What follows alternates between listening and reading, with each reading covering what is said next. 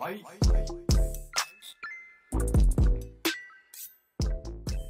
right, so we're back into another video. This time, got something special. We just finished. I'm still in my blazer. We just finished the Carta Magica online March regional, and I actually have the undefeated champion, Mr. Justin Hendershot. Oh, did I say that right? Did I say, Yep, I said that's okay. right. I don't know why. Like my mind just kind of just like blanked there. But hey, how you feeling? I'm feeling good. I'm tired, but we got through the tournament and ended up undefeated, which is all I can ever ask for. So Honestly true. Honestly true. Like it's been 9 rounds. You said you were playtesting until when last night? like 2-3 a.m. Okay, and it paid off, right? Yeah, it did pay off. For sure. So obviously we see the deck here. It is ZORO. It is definitely prominent in this tournament. Like red just took up like almost 40% of the tournament, I think. So ZORO is around that 100, 110 or so. I had to look at the graphic again, but him and Whitebeard was definitely up there. And Yeah. my first question to you is, why did you pick ZORO over Whitebeard or anything else? Everyone I knew was playing Whitebeard, and I had played Zora through set 1. Set 1 I really didn't like the 8-cost kid meta. Was really just not interested in playing Green Mirror, so I stuck with Zora through the whole set 1, and then I went to set 2 and was like, I need to win something with Zoro because I didn't do anything with it in set 1. Yeah. Zoro unfortunately was kind of a letdown in set 1. I don't know if you're there for like Miami, maybe even like the other treasure cups, but it didn't do amazing, at least as much as people wanted to do. But it's cool that it kind of came back. Yeah, I didn't go to any of the treasure cups, but I was watching from home and trying to see what the Zoro players were doing. I know there was an interesting list that just played.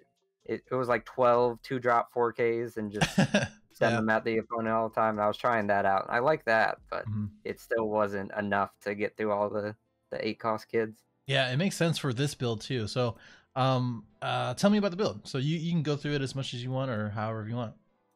Yeah, so there's a lot of standard stuff in Zoro. The 4 Tama, 4 Nami, 4 Sunny-kun, 4 Makino, 4 Vista, 4 Zoro, 4 Brook, 4 Curly. Those are pretty much just standard in like every Zoro list. They're all just amazing cards, and playing less than 4 of them is like really just like, not why what would you you want do to that? do. Yeah, for sure. We played 4 Gordon. This card is I definitely think this card is like one of the best cards in the deck. There's so many times where you can swing with Gordon and then activate him to put him under, and swing with a bunch of your other stuff and like kill something bigger that would have taken so many more resources to kill. Yeah, there's 2 Magra. I just liked having more Makino effects. I went down to 3 Whitebeard and 3 Nico Robin. I originally had them at 4, but Nico Robin didn't feel like it like did anything, so it was usually just a 1k counter if I had more than one. I would play it early against like most things, but it just really didn't do anything later in the game, so it would just be 1k counter, so I cut them for Magra. And then Whitebeard, I only played Whitebeard I think once in this tournament. Really? I think I played it once, and I think it was in one of the Zoro mirrors. I would have expected to play it against like Kinemon, but it was the only time it showed up. And then the 2 Luffy were the last minute like inserts. I felt like the deck struggled a lot in the end game if you didn't have enough rushers to close it out. Most of the games I won were just like, oh, I drew 3 Zoro, so I was like, I wanted more rushers. And Luffy, you can attach the 2 and you can get through like 7-cost kid, and you can get through all the blockers with it. Right. Okay. But yeah, that's basically everything. Yeah, I think it's pretty standard what you were saying. I think there's obviously some new inclusions in the Makino, and as well as the 2 costs. Oh man, that always the one right above Brook. Curly Dodon. Yeah, there you go. That's the one. And I've seen WoW players like loop that over and over again. It becomes really good for consistency. So because obviously most of your deck is going to be 1 cost in the first place. and for jet pistol. So did that come up a lot as far as life in your hand? There was one game I played on stream against Blue Croc Mhm. that my hand at the end of the game was 3 jet pistol and a Zoro. I think I And remember that one. I remember that one. That was yeah, ridiculous. I had already played a jet pistol, so a lot of Yeah, the times they're good into stuff like I think they're good into Whitebeard and they're good into Kinemon, where you yeah. can just get rid of something without allowing your opponent to counter out of it.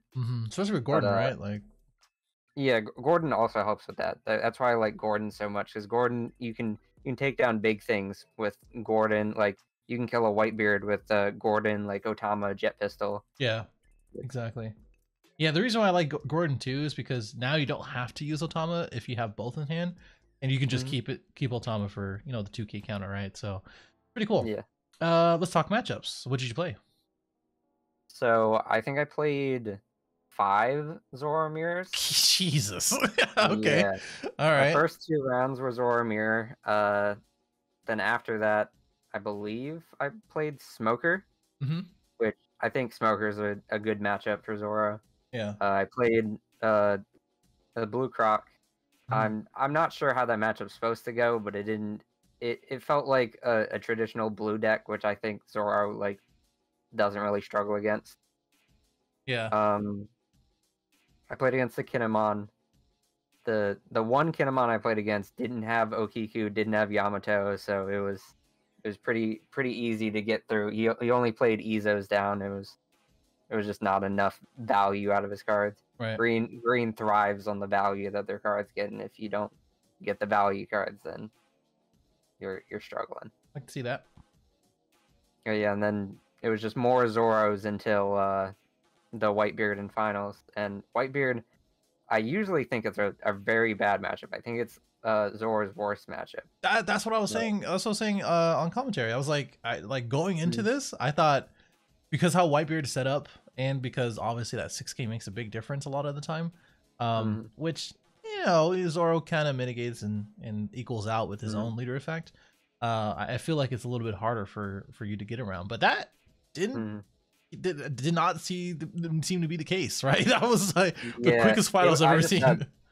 I had so much value between my cards with like I had like Makino, like I think I had like 3 Two or Makinos, and three, just yeah. I just flooded the board with stuff. And Hmm. usually against Whitebeard, if you flood the board with things like Nami and like tiny stuff, Yeah. it's usually they can like swing over it and just ignore them because it takes you so many resources to put back into them to swing at them. Hmm. So they can just chip away your life while you're sitting there with like a Nami, and you Yeah. can't do anything with the Nami because they're at 6K. Yeah, totally. Okay, makes sense. Any matchups you don't want to ever see other than Whitebeard? Uh, it's pretty much just Whitebeard. Kinemon, I don't think Kinemon's a good matchup, though I haven't lost to it yet at locals, or I mean here the one I played against I didn't lose to, but he did not draw the greatest. But Yeah, I yeah. don't think Kinemon's the greatest matchup. Hmm. So I'd say I only want to avoid Whitebeard and then possibly Kinemon, but I probably need to test more against it. For sure. Any changes you want to make or suggestions for anybody who's going to be playing this? Actually, no. I think This is this it. is like how I'd want to play Zora. These before the tournament were Rush Sanji, Hmm. and I was like, if I'm playing Rush Sanji, it's a 2-drop 4K, which I mean it gets value with Zora like early turns, but I felt like I had enough early stuff, so I was like, just put in Luffy's because I mean it's 1 extra Don for the Rush, but you can also attach 2 to make it unblockable. Sure. Sure, And sure, it sure. also the biggest thing is it creates a 6K body, so things like Whitebeard, if they're swinging 6 into it, it's very easy to counter out of. Hmm. Yeah, that's one of the big upsides is that 6K body. Yeah. Yeah, totally. Okay, I can see that. I also know instead of using the take life Sanji, you're using Brook. Do you feel Hmm. like Brook is the right way for that one too? Yeah, I definitely feel like Brook is better. There's a lot of turns where I'll counter life like pretty early, like at like 4 I'll start like thinking about countering, and at 3 I'm like really countering life. Hmm. And I think if I can get a Whitebeard down and then Brook onto the Whitebeard, or Brook onto like anything, it creates a body and also allows me to swing for the turn. Hmm. So I like having the extra body that allows me to push through the turn I play it still. Awesome. Okay. Makes sense. I don't think I have anything else. Did you have any shout outs? Anything you want to add before we get out of here? Shout out to my local testing group, all my boys from Maryland. Shout out all of them. They gave me so much support throughout the tournament. And yeah, I think that's all. That's good. Yeah, man. We have like 450 people watching you, so like I know a few of those were people from Maryland for sure. Yeah, for sure. Cool. Thank you again. I'm sure I'll obviously send this link to you, but anybody who have any questions or any comments, anything like that, place it in the comments below. And then just let us know. We'll see you in the next one.